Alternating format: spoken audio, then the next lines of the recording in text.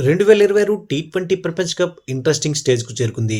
Super 8లో భాగంగా నిన్న జరిగిన మ్యాచ్లో జింబాబ్వేపై వెస్టిండీస్ ఏకంగా 107 పరుగుల భారీ తేడాతో విజయం సాధించడం ఇప్పుడు టీమిండియాకు కొత్త తలనొప్పులు తెచ్చిపెట్టింది.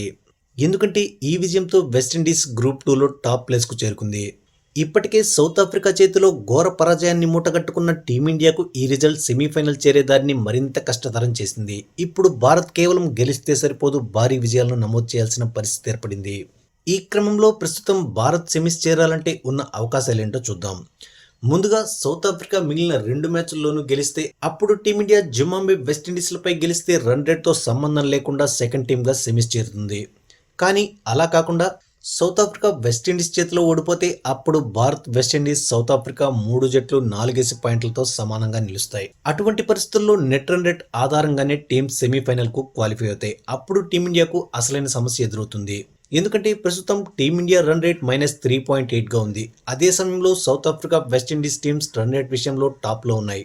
కాబట్టి ఈ భారీ వ్యత్యాసాన్ని పూడ్చుకోవాలంటే జింబాబ్వేతో జరగబోయే తర్వాతి మ్యాచ్లో టీమిండియా బ్యాటర్లు బౌలర్లు అద్భుతాలు చేయాల్సి ఉంటుంది. కేవలం విజయం మాత్రమే కాకుండా బిగ్ టార్గెట్ సెట్ చేసి జింబాబ్వేను తక్కువ స్కోర్కే ఆల్అౌట్ చేయాలి. ఇక ఆ తర్వాత మార్చి 1న వెస్టిండీస్తో జరగబోయే చివరి సూపర్ 8 మ్యాచ్ భారత జట్టుకు అసలైన అగ్ని పరీక్షగా మారనుంది. ఎందుకంటే కరీబియన్ టీం ప్రస్తుతం భీకరమైన ఫామ్లో ఉంది. ముఖ్యంగా వెస్టిండీస్ జట్టులోని ఆటగాళ్లందరికీ ఐపీఎల్ వల్ల భారత పిచ్లపై మంచి అనుభవం ఉంది. కాబట్టి వెస్టిండీస్ పవర్ హిట్టర్లను అడ్డుకోవడం సూర్యసేనకు అంత ఈజీ కాదు. హెడ్ కోచ్ గౌతమ్ గంభీర్ వ్యూహాలకు ఆటగాళ్ల సమిష్టి కృషి తోడైతేనే టీమిండియా ఈ గండం నుంచి గట్టెక్కి సెమీఫైనల్కు చేరుకుంటుంది. సో టీమిండియా ముందున్న ఫస్ట్ టార్గెట్ జింబాబ్వేపై భారీ విజయం సాధించి రన్ రేట్ మెరుగుపరుచుకోవడం. ఆ తర్వాత వెస్టిండీస్ పని పట్టాలి. ఒకవేళ ఈ రెండింటిలో ఒక్క మ్యాచ్ ఓడినా టీమిండియా ప్రపంచ కప్ ఆశలకు ఎండ్ కార్డ్ పడ్డట్లే.